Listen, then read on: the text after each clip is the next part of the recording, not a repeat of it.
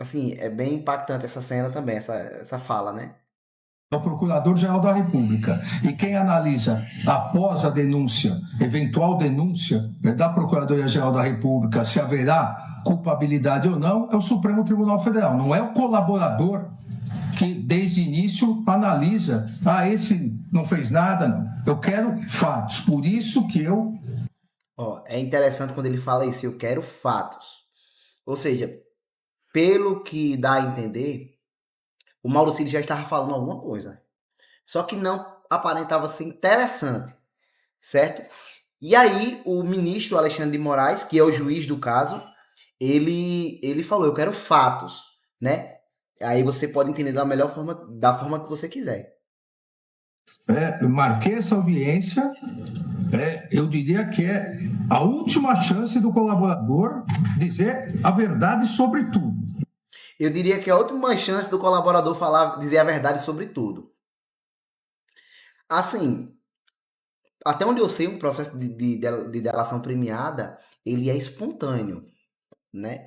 Ele é um processo que o colaborador vai ali, a pessoa vai ali, e espontaneamente ela fala tudo que ela sabe a respeito de determinado caso, ok? Beleza. Outro caso também é o juiz, ele dá a oportunidade para a pessoa fazer o acordo, né? Aí você pode entender das duas formas. Tem aquele lado que vai entender de uma forma autoritária, de uma forma que está tentando forçar a informação, e tem aquele outro lado que o juiz tá dizendo assim, ó, eu tô lhe dando mais uma oportunidade de você falar tudo que você sabe e seguir com o processo de delação premiada, né? Ou seja, se você não falar a verdade, você não vai ter essa oportunidade novamente, né? E aí é onde pesa a questão, né? Será que isso foi uma ameaça? Eu vou passar a palavra a ele, só que eu já... Porque depois, e quero aqui, para não dizer que eu não avisei, depois eu tenho aqui um relatório detalhado, não só da investigação, como do novo relatório que a Polícia Federal está apresentando agora, encerrando a investigação sobre a tentativa de golpe, com 700 páginas. Ou seja, eu já sei de tudo. O ministro está dizendo aqui, eu tenho muito embasamento aqui e você não pode esconder nada de mim, né? Ou seja, você tem que entender o seguinte, o ministro, ele está alegando que ele já sabe de muita coisa. Então, se você falar, é mais fácil. Agora, pode ser também uma jogada do ministro, né? De certa forma, para intimidar, e pode ser de fato que ele tenha embasamento para determinar situação. Tá ok? Mas um processo de delação premiada, ele tem que ser espontâneo, né? É como se a pessoa que vai delatar, ela não pode ser pressionada a fazer aquilo. Ela não pode ser forçada a fazer aquilo.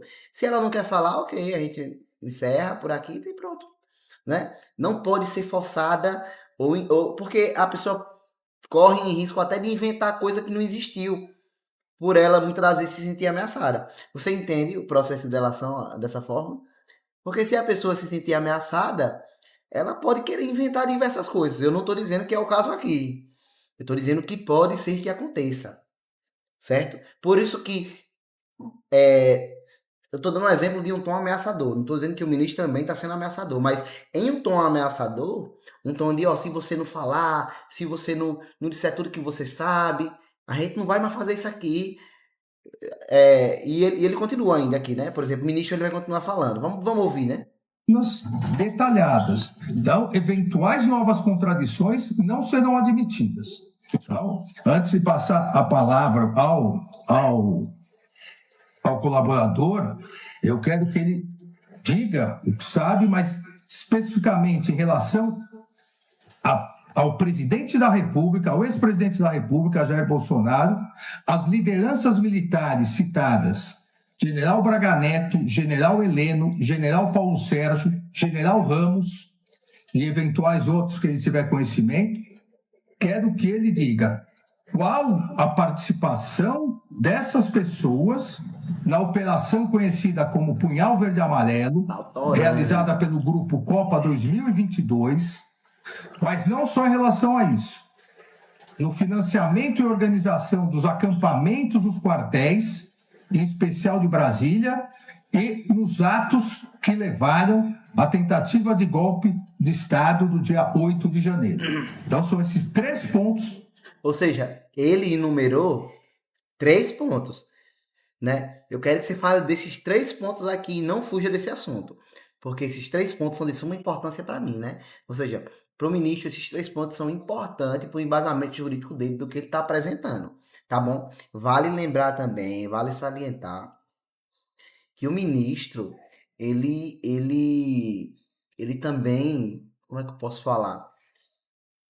Ele sofre, é, ele correu riscos também nesse processo, né? Segundo o que falaram, é que o ministro também corria risco de ser preso, de ser morto, tal.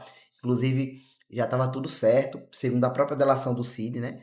Após esse fato aqui, ele falou que Lula já estava certo para ser morto, o ministro Alexandre de Moraes ia ser preso, ou seja, uma série de coisas que ele não havia falado.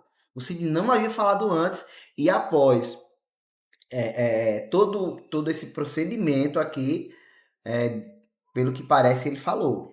Ninguém sabe se por ele se sentir ameaçado ou porque ele realmente sabia dessas coisas e é tudo verídico, né? Aí cabe à nossa justiça interpretar da melhor forma possível, né? Cabe o nosso direito, cabe os nossos juízes e o nosso Supremo Tribunal Federal ver essa questão da melhor maneira possível.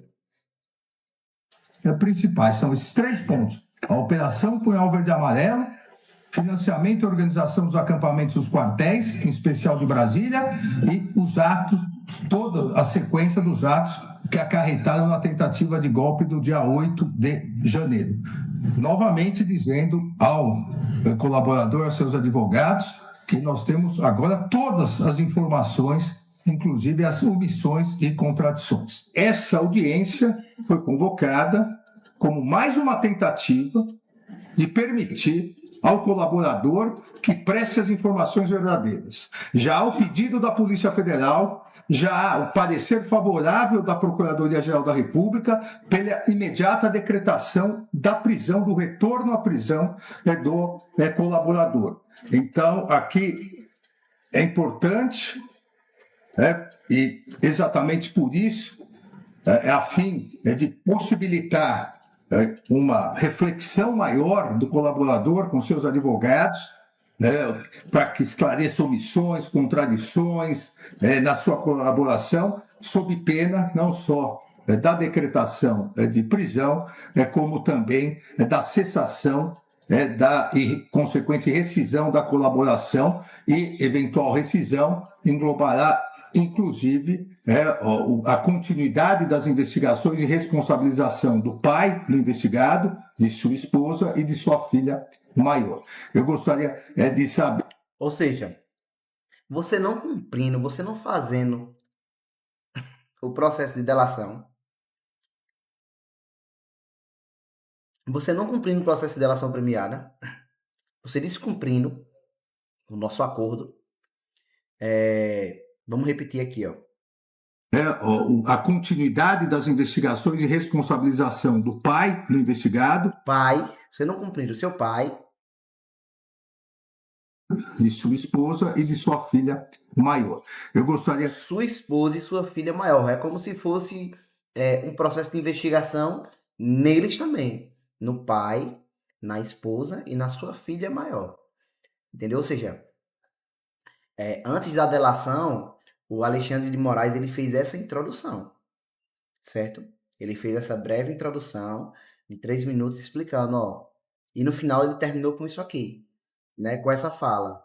Aí cabe a cada um julgar, a cada um analisar se de fato foi uma colocação pertinente do juiz, né? Se eu sei que a gente tá só opinando aqui, certo? A gente tá só dando nossas opiniões, o que a gente acha. Ninguém aqui é jurista, né? Mas o que você acha nesse caso aí? você no lugar se sentiria ameaçado e você no lugar de juiz estaria cumprindo o seu papel de tentar tirar informação, porque qualquer informação que o Mauro Cid falar é muito importante. Você entende? Porque Mauro Cid era um cara que era o braço ali direito do Bolsonaro. Ele estava em todas as reuniões, ele estava assim, ele estava em convívio com o Bolsonaro praticamente o dia todo. Ele praticamente dormia e acordava com o Bolsonaro. Entendeu? E aí, o Mauro Cid, de certa forma, pode ter se sentido pressionado ou não na sua avaliação. Porque antes disso, ele não havia falado. E depois dessas supostas ameaças que o bolsonarismo ali informa que houve, depois disso ele falou muita coisa, assim, e que inclusive eu recomendo você procurar, você assistir ao conteúdo, porque é um caso muito emblemático aqui no nosso país, certo? Nosso país está passando por uma estabilidade absurda, né? Quando não é uma coisa é outra, né? Quando não é o preço do café que está muito caro, é o preço dos ovos e assim sucessivamente. Até onde, assim, até onde a gente vai, né? Aonde é que a gente vai parar? Essa é a questão. Porque, assim, eu particularmente eu não enxergo nenhuma previsão boa para o nosso futuro. É muito difícil de enxergar uma coisa boa para o nosso futuro, por quê? Porque tá tudo muito nebuloso, tá tudo muito complexo, né? Esse caso aqui, por exemplo, é um caso muito difícil de se analisar. Porque o juiz, ele vai querer tirar informação. Só que essa é a melhor maneira de você tirar informação, né? O colaborador ali, ele pode se sentir ameaçado. O sentimento do colaborador tem que ser mais um sentimento de que ele está fazendo um bem para ele também, né? Porque um colaborador ele tem redução de pena, ele tem algumas atenuações na sua pena, atenuações que fala, né? Alguma redução na sua pena a partir do momento que ele colabora, né? Que ele fala. Então, o sentimento do colaborador tem que ser um sentimento de, pois estou fazendo certo, estou fazendo o melhor para mim, entendeu? Porque ele tem que ser recompensado por isso. O sentimento do colaborador, na minha concepção, não pode ser um sentimento de ameaça, estou me sentindo ameaçado, entendeu? E aí tem que ver se a normalidade jurídica permite esse tipo de situação. Tem que ver se a normalidade jurídica permite que o ministro ou que o juiz faça isso, né? Assim, eu sei que nosso Brasil tá meio bem complicado, né? Mas aqui eu tô tentando levantar algo para os dois lados e tentando entender o lado do juiz e o lado do colaborador e tô passando para vocês, certo? Agora, cada um vai tomar sua decisão do que acha, né? Cada um vai tomar sua decisão do que realmente está sendo justo ou não, tá ok? Eu acho que muitas coisas são evidentes, muitas coisas são muito claras, certo? E aí você tem que analisar, tá ok? Vamos para mais uma.